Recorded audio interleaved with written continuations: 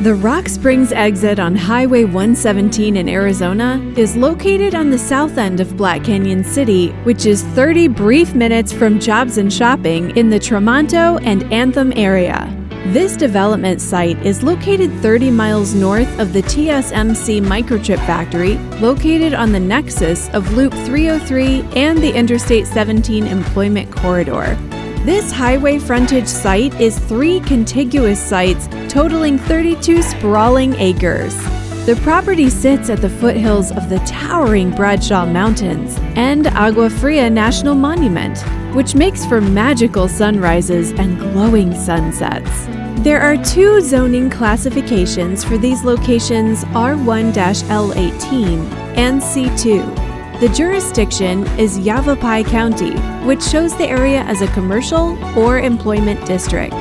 The potential uses for this development site include EV supercharging station, convenience store, retail restaurants, RV park, or RV storage. The property has several electrical lines, natural lines, and private water lines and fiber optic. The sites would require an alternative septic system for wastewater management. Electricity is provided by APS, water is provided by the Black Canyon City Water District, cable is provided by Cox.